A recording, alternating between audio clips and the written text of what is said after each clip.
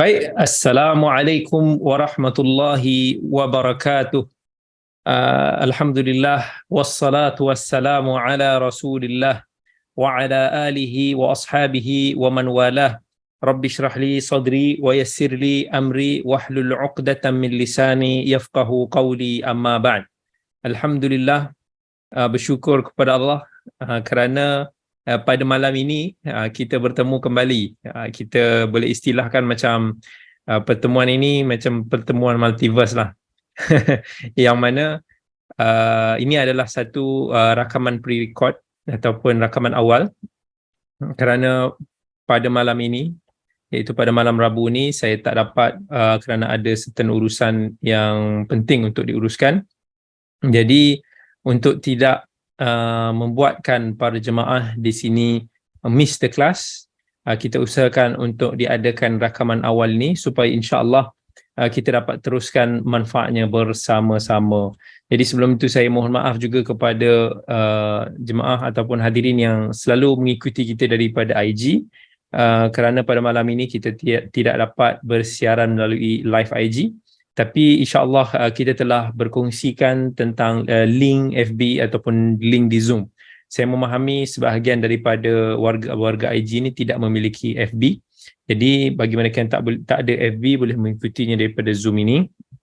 Terima kasih banyak-banyak kepada semua yang hadir pada malam ini. Insya-Allah kita akan teruskan manfaatnya seperti biasa. Jadi pada minggu yang lepas kita dah sampai kepada perbahasan ayat yang ke-67, iaitu Allah Subhanahu Wa Taala sebut, a'udzubillahi minasyaitanir rajim, ya ayyuhar rasul balligh ma unzila ilaika min rabbik wa illam taf'al fama ballaghta risalatah wallahu ya'simuka minan nas innallaha la yahdil qaumal kafirin.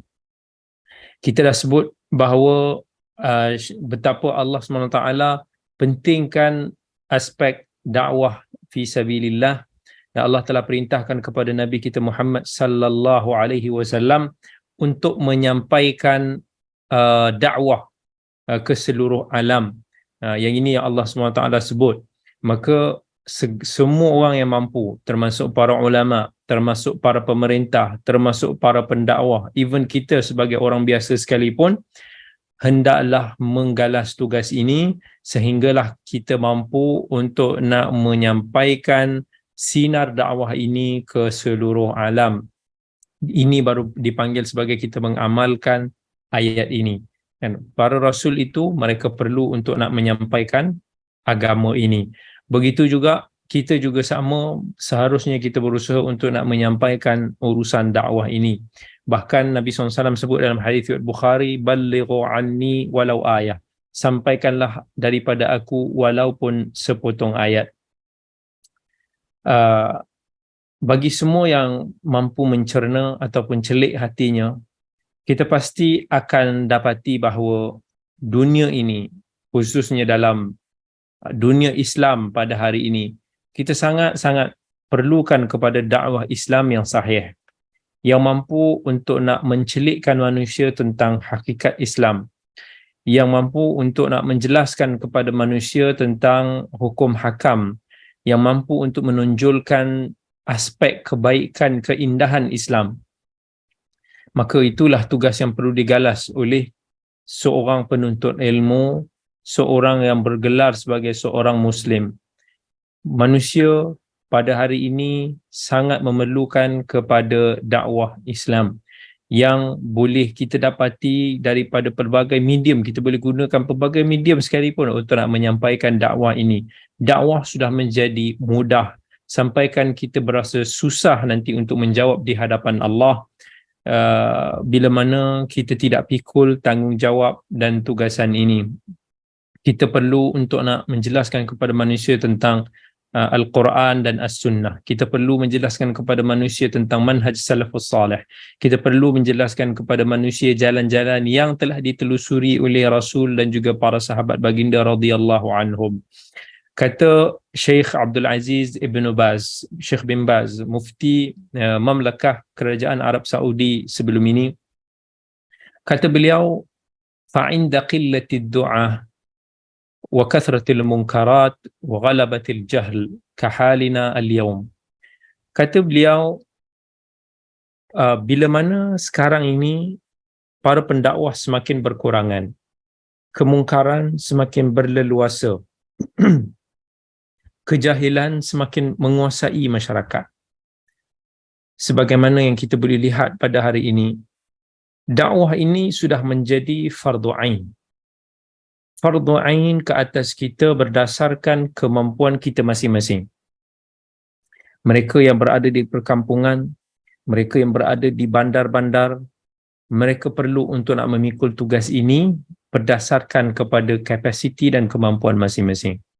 Mereka perlu untuk menyampaikan agama Allah dan sampaikan seluas mungkin yang mampu untuk mereka capai.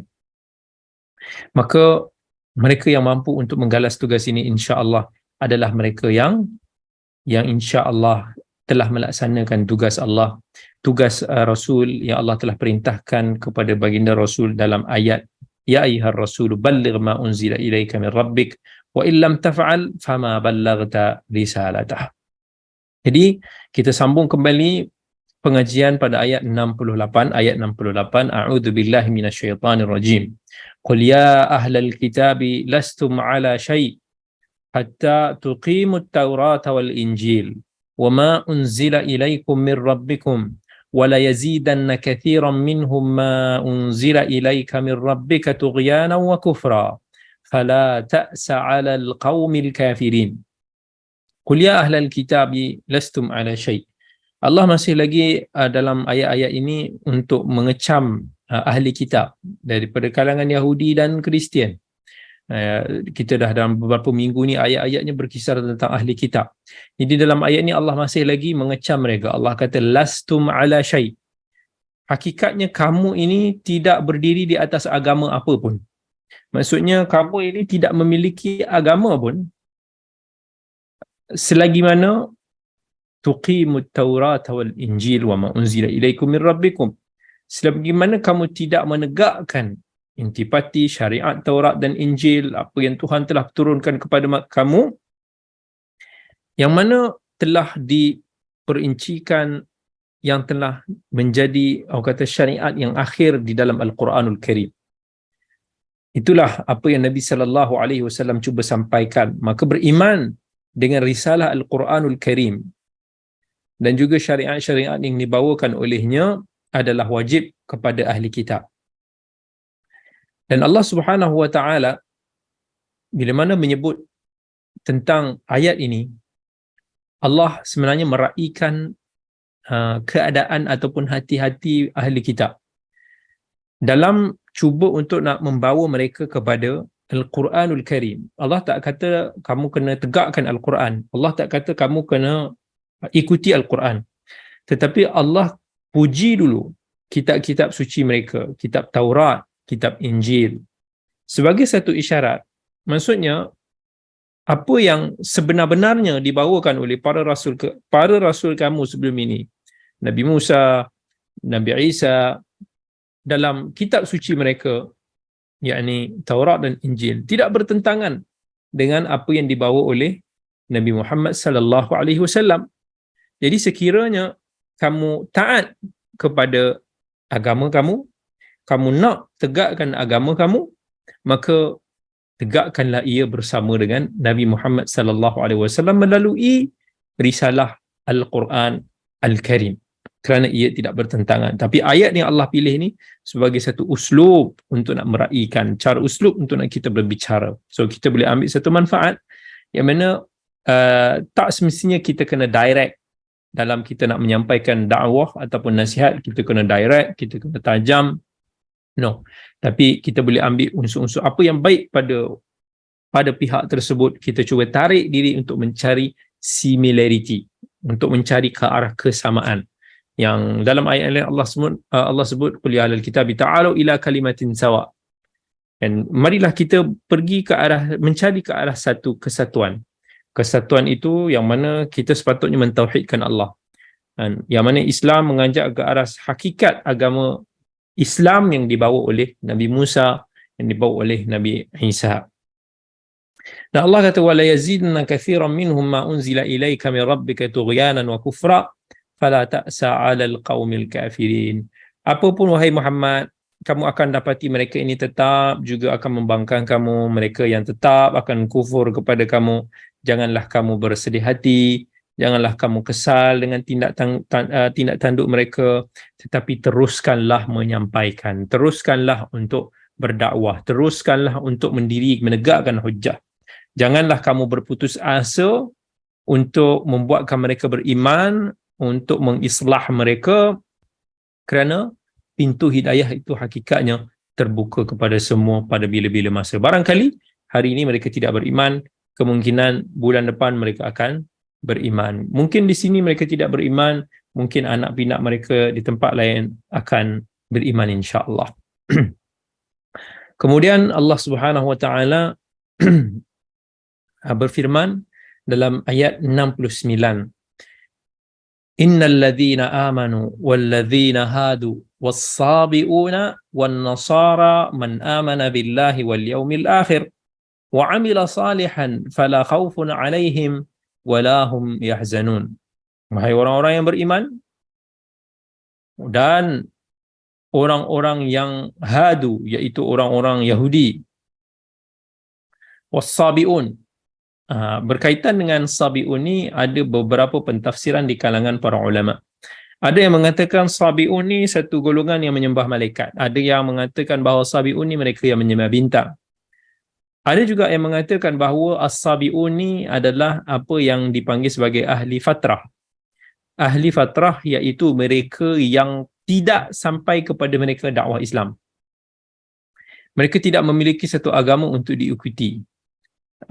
Sebab tu dulu masa zaman jahiliah, zaman awal-awal Islam dulu pun, orang musyrikun ni dia panggil orang-orang Islam ni dengan gelaran wahai sabiq. Sebab sabiq ni seolah-olah mereka nak bagi tahu bahawa orang itu telah terkeluar daripada segala agama, seolah dah merujuk kepada orang yang fatrah, yang satu tempoh yang mereka ini tidak mengikuti mana-mana syariat. Jadi maksud fatrah ni, fatr dia berasal daripada kalimah al-fatr ataupun al-fatrah yang bermaksud ad-da'f, maksudnya lemah. Bila mana orang Arab kata ajidu fi nafsi fatrah, maksudnya aku merasakan tubuh aku lemah. So itu maksud asal kepada kalimah fatrah. Jadi ahli fatrah ini adalah orang-orang yang hidup di antara dua rasul. Rasul yang pertama tak diutus kepada mereka. Dakwahnya tak sampai kepada zaman ataupun tempat kehidupan mereka. Dan mereka juga tak sempat menemui rasul yang seterusnya.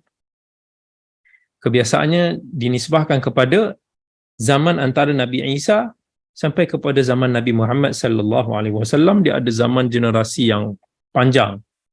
Jadi selepas daripada kedatangan Nabi Isa alaihi salam, dan bila masuk kepada zaman Paul yang telah mentahrifkan, menyelewengkan agama Kristian.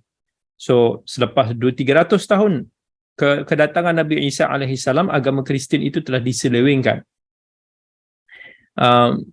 Orang Kristian menyangka apa yang dibawa oleh Paul itu sebenarnya adalah Kristian ataupun yang dibawa oleh Nabi Isa. Sebenarnya tidak. Dan di situ telah timbulnya doktrin seperti Trinity, penyelewengan kitab Injil. Jadi, tempoh antara itu sampai kepada kedatangan Nabi SAW adalah ratusan tahun, yang mana orang-orang yang hidup pada zaman itu mereka tidak memiliki Nabi dan Rasul.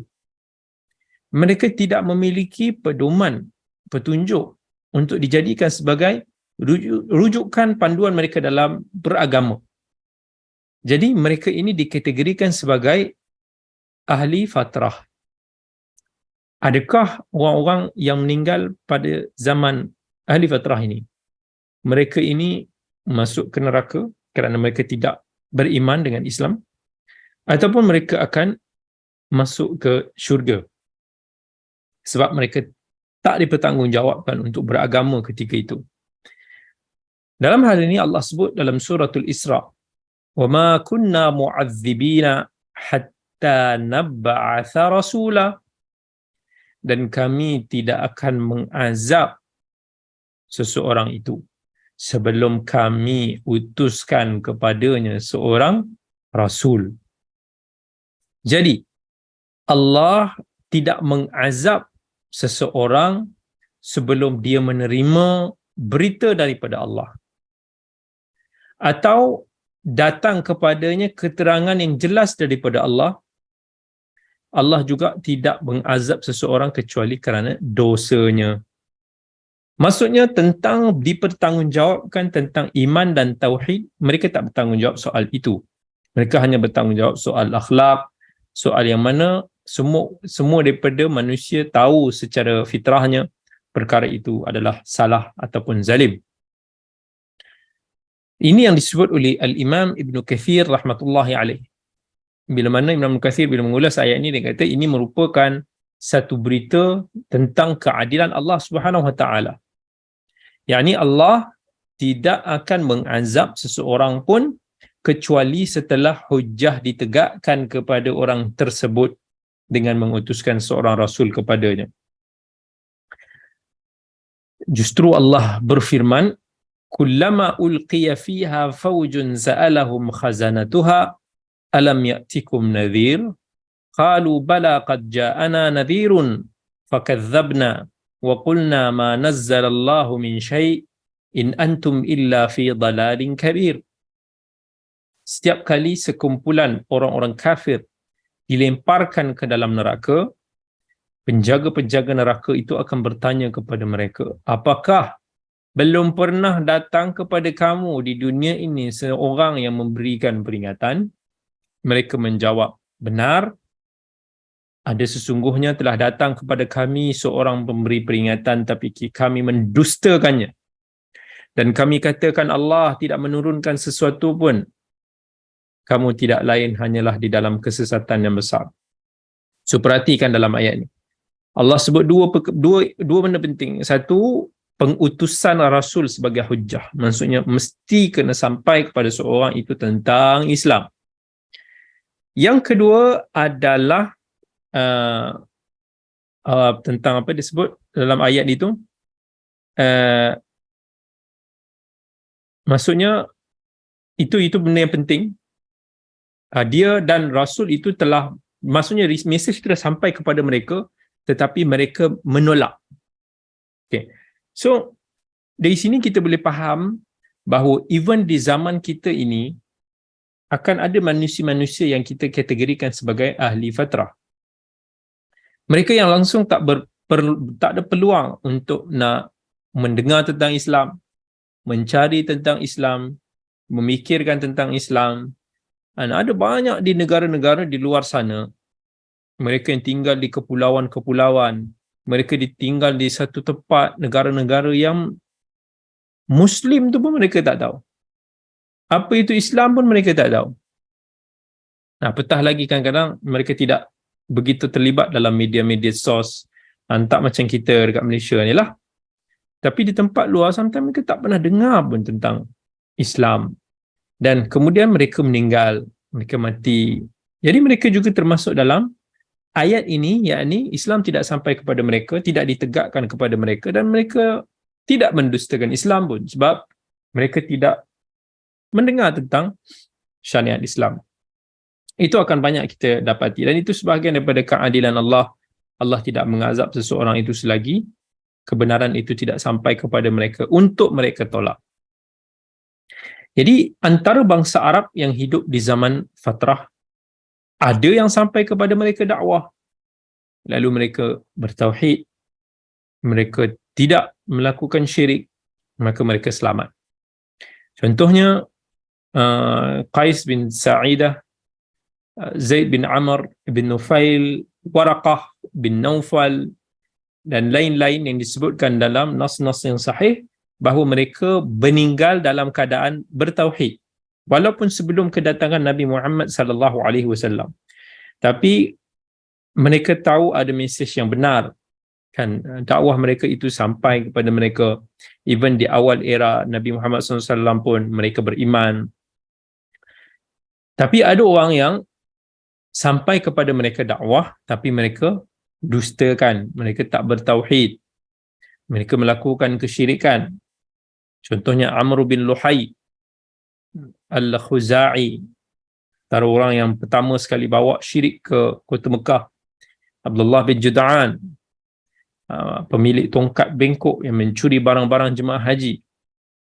Maka kedudukan ahli fatrah di akhirat kelak adalah mereka ini akan diuji. Ini berdasarkan kepada hadis Al-Aswad yang Nabi SAW bersabda, arba'atun yawmal qiyamati rajulun asam la yasma' syai'an wa rajulun ahmaq wa rajulun haram wa rajulun mata fi fatrah.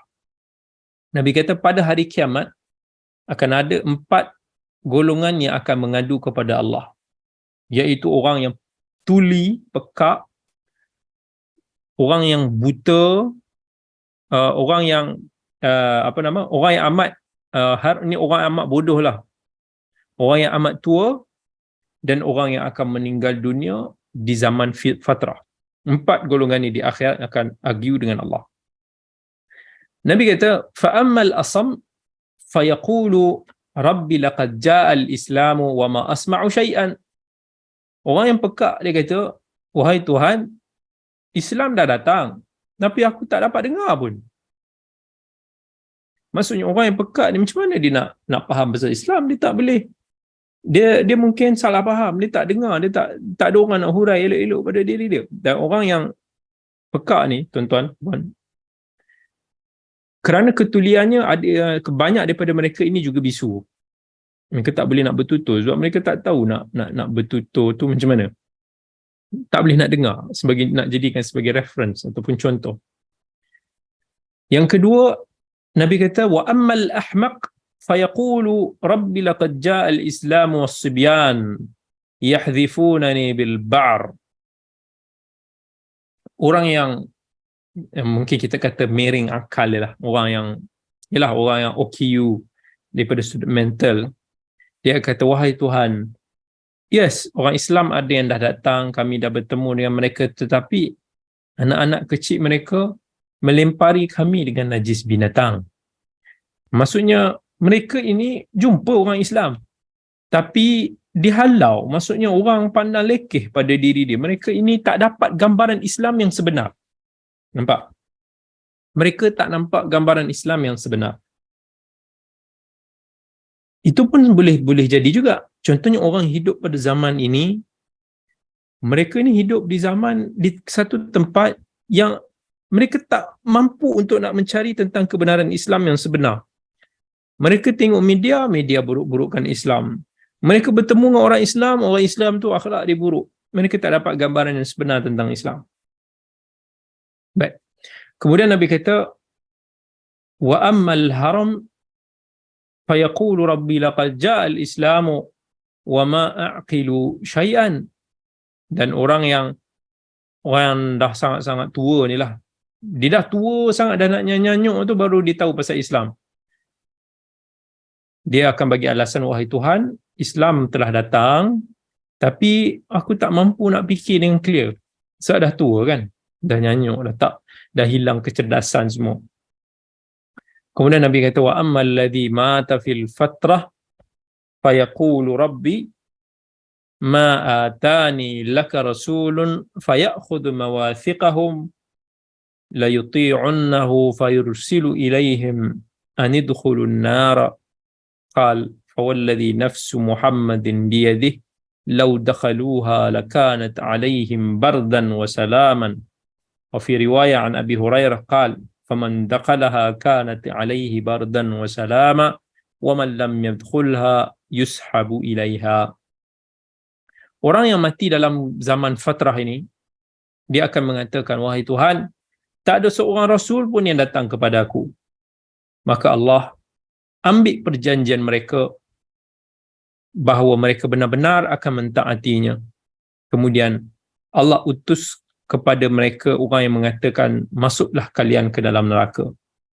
Nabi kata, demi Allah yang jiwa Muhammad berada di dalam tangannya, seandainya mereka memasukinya, sesungguhnya neraka itu menjadi sejuk dan selamat bagi mereka.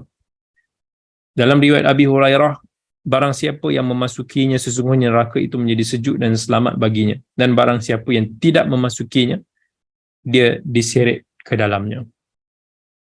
Jadi berdasarkan kepada nas ini, ahli fatrah ni dia akan diuji pada hari akhirat kelak. Mereka yang berjaya akan dimasukkan ke syurga. Sebaliknya mereka yang gagal akan dihumban ke dalam neraka. Semoga Allah selamatkan kita di dunia dan di akhirat, insya-Allah. Itu adalah sebahagian maksud daripada as-sabiun yang dimaksudkan di dalam ayat 69 ini. Dan Allah kata lagi, wan nasara man amana billahi wal yaumil akhir wa amila salihah. Orang Nasrani, orang yang beriman dengan Allah, beriman dengan hari akhirat, dan orang yang beramal saleh, kesemua mereka ini, maksudnya yang Allah kata the real of Yahudi, the real of Nasrani, mereka yang mentauhidkan Allah, mereka yang beriman dengan hari akhirat, mereka yang beramal dengan amalan yang saleh, fala khaufun alaihim wala hum yahzanun. Janganlah kamu takut, sebab pada hari kiamat nanti Allah akan bagi syurga ini kepada orang-orang yang berjaya. So jangan kamu berduka cita.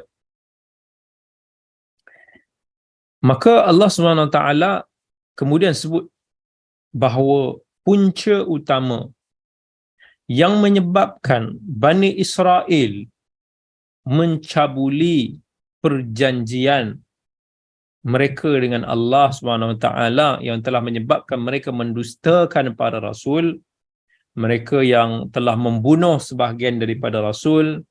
Allah sebut pada ayat yang ke-70, laqad akhadna mithaqa bani Israil wa arsalna ilaihim rusula kullama ja'ahum rasulun bima la tahwa anfusuhum fariqan kadzabu wa fariqan yaqtulun. Punca utama yang menyebabkan mereka ini melakukan jenayah ini adalah kerana mereka mengikuti hawa nafsu mereka. Mereka menjadikan hawa nafsu mereka itu sebagai Tuhan mereka. Kita boleh katakan Tuhan manusia ini adalah berdasarkan kepada keutamaan mereka. Ada orang yang hakikatnya memang mempertuhankan Allah. Mereka sentiasa mendahulukan Allah dalam setiap perkara. Ada pula orang yang mana mereka mempertuhankan wang. Mereka menyembah wang ringgit. Ada orang yang mempertuhankan hawa nafsu mereka. Maksudnya, mereka yang akan turuti, mereka menjadikan itu sebagai keutamaan, maka ini adalah dosa Bani Israel. Mereka adalah penyembah kepada nafsu dan syahwat. Akhirnya, sebahagian mereka ini menyebabkan mereka rasa begitu meninggi diri. Mereka rasa mereka ini lebih istimewa daripada orang-orang lain.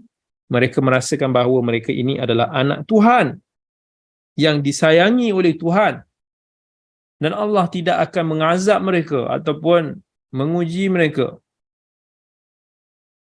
Lalu pada ayat 71 Allah SWT sebut, وَحَسِبُوا أَلَّا تَكُونَ فِتْنَةٌ فَعَمُوا وَصَمُّوا ثُمَّ تَابَ اللَّهُ عَلَيْهِمْ ثُمَّ عَمُوا وَصَمُّوا كَثِيرٌ مِّنْهُمْ وَاللَّهُ بَصِيرٌ بِمَا يَعْمَلُونَ. وَحَسِبُوا أَلَّا تَكُونَ فِتْنَةٌ فَعَمُوا وَصَمُّوا. Mereka menyangka mereka tidak akan ditimpa oleh fitnah, tetapi akhirnya mereka ini umpama orang buta dan orang pekak yang telah menutup mata hati mereka daripada kebenaran, mereka yang telah menulikan pendengaran mereka daripada seruan Rasul mereka yang diutuskan dari menerusi kitab suci-suci mereka, kitab Taurat, kitab Injil. Thumma taballahu alaihim, kemudian mereka ada sebahagian daripada mereka yang bertaubat dan kembali semula untuk nak mempraktiskan syariat mereka. Thumma amu wa sammu, dan kemudian akhirnya mereka buta balik, mereka pekakkan balik, maksudnya mereka menyimpang balik daripada syariat kitab suci mereka. Ramai daripada mereka begitu. Allah kata kathirun minhum. Bila Allah sebut kathirun minhum, ramai daripada kalangan mereka, maksudnya ada segelintir yang tak ramai daripada kalangan mereka yang masih lagi berpegang dengan akidah yang sahihah dan juga kebenaran. Wallahu basirun bima ya'malun. Maka Allah celik dengan apa yang kamu lakukan. Ayat-ayat yang kita bicarakan ini adalah berkisar tentang ahli kitab.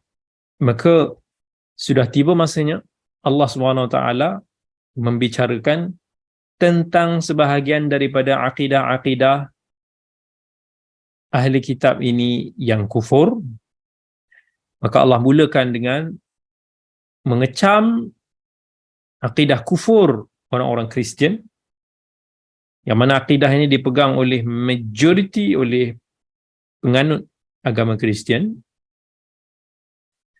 Allah sebut mereka ini telah kufur kerana mereka telah mengangkat Nabi Isa alaihi salam di atas daripada maqam yang sepatutnya. Mereka telah mengangkat, menjadikan Nabi Isa ni di sama taraf dengan maqam ubudiyah, maqam ketuhanan seperti Allah, martabat uluhiyah, yang mana Allah sebut dalam ayat yang ke-72, laqad kafara alladhina qalu inna allaha huwal masih ibnu maryam wa qala al-masih ya bani israil a'budullaha rabbi wa rabbakum innahu man yushrik billahi faqad harramallahu alaihi al-jannata wa ma'wahu an-nar wa ma lidh-dhalimin min ansar. Allah kata telah kufur orang-orang yang mengatakan bahawa Nabi Isa the Messiah, Al-Masih, itu sebagai anak Tuhan, ataupun mereka yang menganggap Al-Masih itu adalah Tuhan. Allah kata, sedangkan Nabi Isa sendiri pun pernah sebut, wahai Israel, Bani Israel, sembahlah Allah, yang mana dia adalah Tuhan aku dan Tuhan kepada kamu. Siapa yang mensyirikkan Allah dalam ibadah kepadanya, dalam berdoa, apa-apa yang dikhususkan sebagai sifat Tuhan bagi Allah, maka diharamkan bagi mereka mendapat syurga. Sebab syurga hanyalah tempat bagi ahli tauhid. Bahkan tempatnya adalah wa ma'wahun nar, adalah tempat neraka yang merupakan kediaman orang-orang musyrik, dan mereka tak akan dapat bantuan nanti. Dan inilah yang kata, kalau kita lihat dalam Injil mereka sendiri, the Bible mereka sendiri, nas-nas yang clear menyebutkan bahawa Jesus itu, dalam Bible itu mengatakan bahawa Father is my God. Yang dia admit bahawa Allah itu adalah Tuhan dia. Bahkan dalam certain version, dalam certain chapter lagi, Jesus dalam Bible itu mengatakan bahawa aku tak mampu, yang memberikan aku ini, power ini adalah Father, God. Tuhan adalah Tuhan yang memiliki power. Jika seseorang itu tidak memiliki power, dan diberikan kepadanya kuasa, maka berarti ada satu power yang lebih almighty daripada dia, dan definitely itu membuktikan bahawa he is not a god. Tetapi orang-orang Kristian ini dah bercelau. Mereka cuba masukkan anasi ketuhanan ke dalam Nabi Isa. Dalam konsep Trinity, dia mengatakan bahawa Nabi Isa ni dia adalah Tuhan yang dijelmakan dalam bentuk manusia di muka bumi. Tetapi nas-nas dalam Bible sendiri menunjukkan bahawa Nabi Isa terang-terang bukan begitu. Bahkan sebelum disalib, Nabi Isa sendiri telah memohon kepada Almighty God untuk menyelamatkannya. Macam mana mereka boleh menyangka bahawa Tuhan sengaja untuk nak mengambil nyawa ataupun menghukum yang dikatakan sebagai anak Tuhan itu atas alasan untuk mengampunkan dosa manusia. What's the logic there? Sedangkan Tuhan yang Maha Pemurah, kalau dia nak ampunkan, he just do it. It doesn't make any sense untuk nak mengorbankan anak sendiri untuk dosa orang lain. He can just forgive people. So, macam mana sekalipun filosofi agama Kristian ini berpusar dalam konsep ketuhanan Jesus ini, dia semakin lama dia akan masuk ke lembah yang it doesn't make any sense, dan bertambah lagi kecelaruan. So Allah sebut dalam ayat 73, laqad kafara alladhina qalu innallaha thalithu thalathah wa ma min ilahin illa ilahun wahid wa illam yantahu amma yaqulun la yamassan alladhi nakafaru minhum adhabun alim. Telah kufur orang yang mengatakan bahawa Allah itu ada tiga, salisu salasa. Yang mereka dah bagi tahu lah, ada God Father, ada Holy Spirit yang merujuk kepada Jibril, dan juga apa yang mereka katakan sebagai Son of God, Jesus. Jadi mereka ini 3 in 1. Wa ma min ilahin illa ilahun wahid. Hakikatnya tak ada siapa pun yang berhak untuk disembah, yang memiliki segala kesempurnaan, yang memiliki segala power of God selain daripada Allah, yang perlu disucikan daripada kekurangan seperti memiliki anak, apa sahaja sekalipun. Wa illam yantahu amma yaqulun, sekiranya mereka tidak berhenti daripada meneruskan kata-kata dan pegangan kufur ini, Allah bagi tahu mereka akan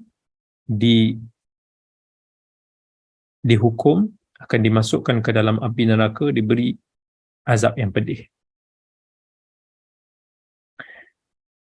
Jadi ada sebahagian daripada orang Kristian yang membangkitkan persoalan, Isa ini, even orang Islam pun admit bahawa dia dilahirkan daripada tanpa seorang ayah. Then it's beyond the hukum fizik, hukum biologi. It's beyond daripada sunnatullah, yang mana seorang manusia ini bila mana dicipta, dia adalah daripada persenyawaan di antara lelaki dan wanita. For them, itu sebagai tanda bahawa dia adalah anak Tuhan. Sometimes dia cuba to manipulate ayat-ayat dalam Quran, bila mana Allah kata wa kalimatuhu alqaha ila Maryam. Dia kata kalimatullah yang dicampakkan ke dalam Maryam. Kita tak nak bahaskan tentang poin itu, tapi apa yang kita nak bagi tahu, kenapa Islam tidak menganggap Jesus sebagai anak Tuhan. Kita dilahirkan seperti biasa, dia dilahirkan hanya daripada seorang anak dara. Maka itu adalah apa yang Islam melihat. Itu salah satu daripada miracle yang Allah berikan kepada Nabi Isa alaihissalam, mukjizatnya.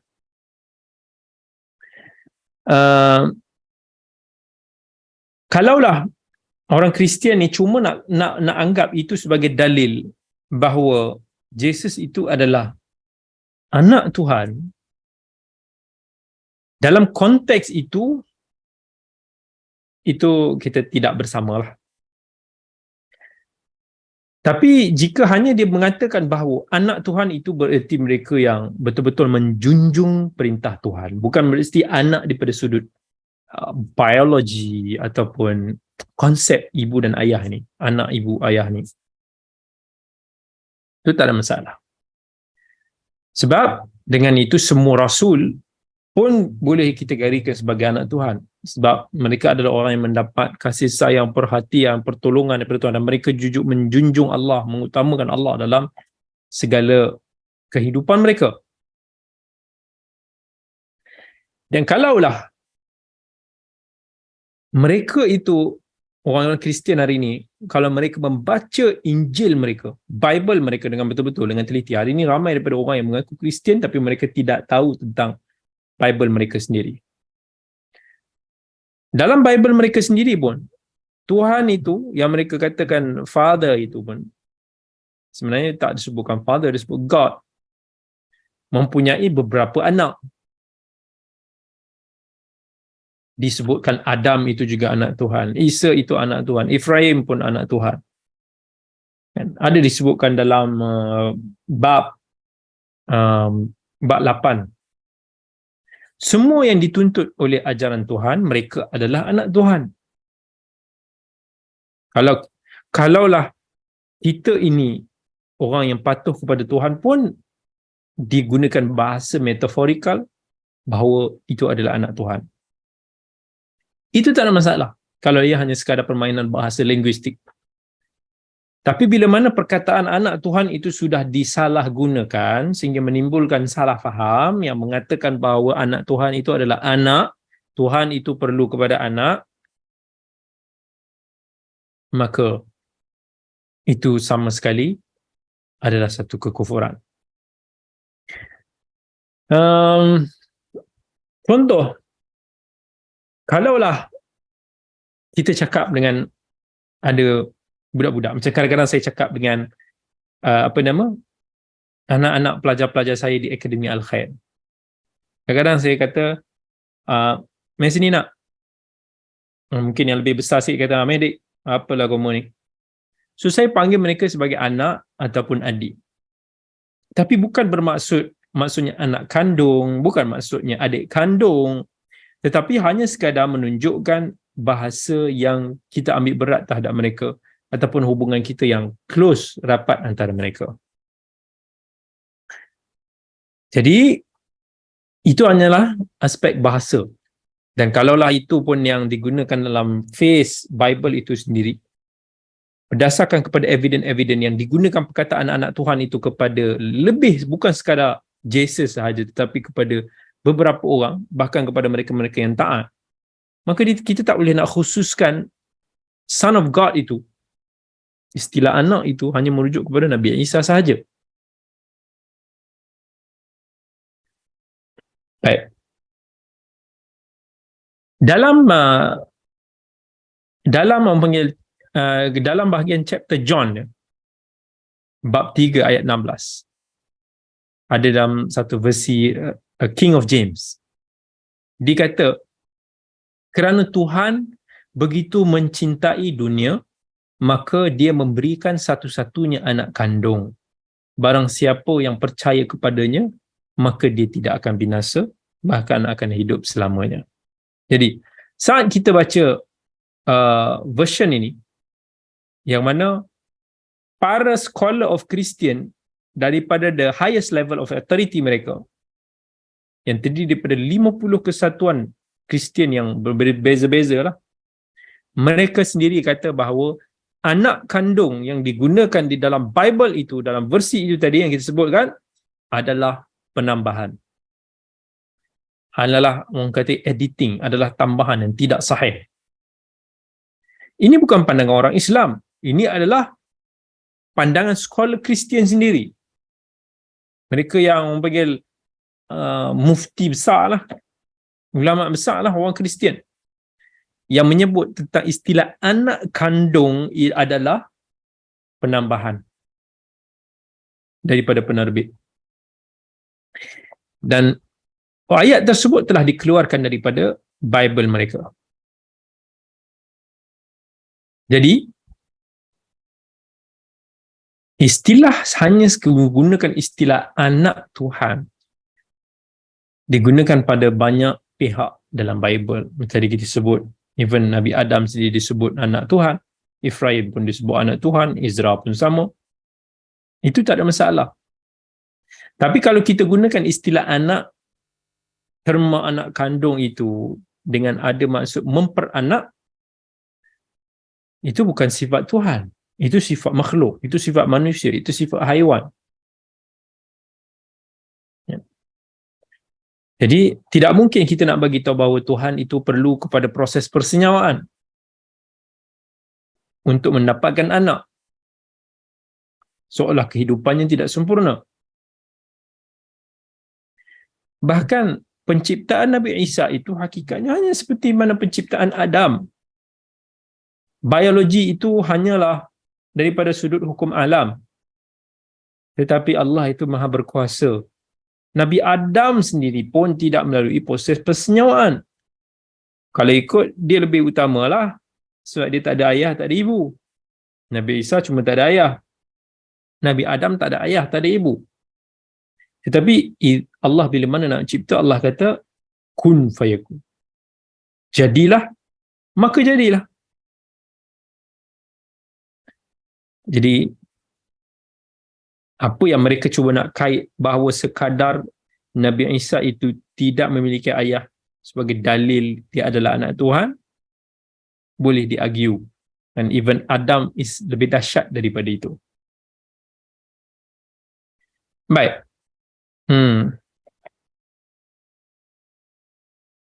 Kalau mereka membaca kitab Bible mereka, mereka akan dapati bahawa Jesus itu telah dikhitankan di Itali. Orang Islam dikhitan. Orang Kristian ramai yang tidak disunatkan. Maka orang Kristian tidak mengikuti ajaran Jesus mereka. Dalam Jesus mereka sendiri disebutkan bahawa, dalam Bible mereka sendiri menyebutkan bahawa tidak boleh bagi orang Kristian itu untuk makan babi. Tapi hari ini orang Kristian makan babi, orang Islam yang tak makan babi. Dalam Injil mereka sendiri pun disebutkan bahawa tak boleh minum alkohol. Orang Kristian minum alkohol. Orang Islam tak minum alkohol. Jadi siapa yang lebih menghormati dan menyayangi Nabi Isa, dan siapa yang telah manipulit ajaran Nabi Isa? Sebab itulah, kerana penyelewengan mereka ini pada hari ini, Allah utuskan Nabi kita Muhammad sallallahu alaihi wasallam sebagai utusan yang terakhir untuk memperbaharui syariat yang telah mereka itu rosakkan sendiri. Hakikatnya syariat Islam ini tidak bercanggah dengan apa yang dibawa oleh ajaran asal Nabi Isa alaihi salam. Maka Allah sebut dalam ayat 74, afala yatubuna ila Allah wa yastaghfirunahu wallahu ghafurur rahim. Allah suruh mereka bertaubat. Kalau mereka bertaubat, selagi mana mereka masih bernyawa, selagi mana nyawa mereka tidak sampai ke halkum, taubat mereka sentiasa terbuka. Dan Allah pun jelaskan tentang hakikat Nabi Isa. Dalam ayat 75 Allah kata, mal masih ibnu maryam illa rasulun qad khalat min qablihi ar-rusul wa ummuhu siddiqah kana ya'kulani at-ta'am انظر كيف نبين لهم الآيات ثم انظر أنا يؤفكون. Allah kata Nabi Isa ini hanyalah sebagai seorang rasul, a prophet, sebagaimana prophet-prophet yang telah berlalu sebelum ini. Wa ummuhu siddiqah, ibunya adalah seorang wanita normal, tetapi wanita yang jujur, yang sangat jujur, kan, yang mana Allah berikan certain kemuliaan kepada Maryam alaihissalam. Ya Allah kata dalam surat Tahrim, wa Maryam ibnata Imran allati ahsanat farjaha fanafakhna fihi min ruhina wa saddaqat bi kalimati rabbiha wa kutubihi wa kanat minal qanitin. Yang mana Maryam ni adalah seorang yang sangat menjaga maruah dan keperawanannya, tapi bila mana Allah telah takdirkan dia akan menghamilkan Nabi Isa alaihissalam, dia patuh, dia menjadi hamba Allah yang taat. Dan Allah SWT menegaskan lagi tentang kemanusiaan, sifat manusiawi Jesus, Nabi Isa alaihissalam. Dia bukanlah Tuhan. Kana ya'kulani ta'am. Nabi Isa dan ibunya kedua-dua manusia biasa yang makan, yang perlukan kepada makanan. Sifat yang memerlukan kepada makanan ini semua adalah sifat manusia. It's not a God. Itu adalah hakikat kepada Nabi Isa. Itu adalah hakikat ibu kepada Nabi Isa, Maryam alaihissalam. Islam memuliakan Nabi Isa, Islam memuliakan Maryam. Mereka ada kelebihan, mereka ada fadilat. Bahkan Allah telah meletakkan satu surah dalam juzuk 16 khas tentang Maryam alaihissalam. Tetapi Islam menolak menguluhiyahkan mereka, mempertuhankan mereka, mengangkat mereka lebih daripada apa yang sepatutnya. Maka Allah SWT ingatkan kepada kita tentang ayat ni. Dan Allah kata lagi dalam ayat 76, Qul ata'buduna min dunillahi ma la yamliku lakum darra wa la naf'a wallahu huwas samiul alim. Adakah kamu menyembah selain daripada Allah yang tidak mampu memberikan kamu any kemudaratan, any manfaat? Kamu duk doa, kononnya kamu doa kepada Jesus itu, hakikatnya dia tak memberikan mudarat kepada kamu pun. Dia tak boleh bagi manfaat kepada kamu pun. Dia tak boleh memakbulkan doa kamu pun, walaupun kamu dah berteleku dekat gereja itu. Tapi itu bukanlah Tuhan yang kamu sepatutnya minta, tetapi mintalah kepada Allah, Tuhan yang paling, Allah yang maha super power. Tak ada sesiapa pun yang mampu untuk melakukan sesuatu melainkan dengan keizinan daripada Allah Subhanahu wa taala. Dan insya-Allah pada minggu yang akan datang kita akan bahaskan tentang beberapa ayat lagi yang berkaitan dengan ahli kitab ini, dan juga larangan daripada Allah terhadap ahli kitab supaya kita tidak ghulu, kita tidak berlebih-lebihan, kita tidak ekstrim. Maka insya-Allah nanti kita akan sentuh pada siri yang akan datang. Jadi terima kasih banyak saya ucapkan kepada semua. Moga-moga Allah rahmati kita, moga-moga Allah kurniakan manfaat daripada perkongsian ringkas kita pada hari ini. Moga-moga Allah pandu kita di dalam tauhid, matikan kita di dalam Islam, meningkatkan iman kita, mencelikkan hati kita dengan ilmu-ilmu yang sahih insya-Allah. Aqulu qawli hadha wa astaghfirullahal azim li wa lakum. Wassalamualaikum warahmatullahi wabarakatuh. Sekian dulu daripada saya. Ketemu lagi.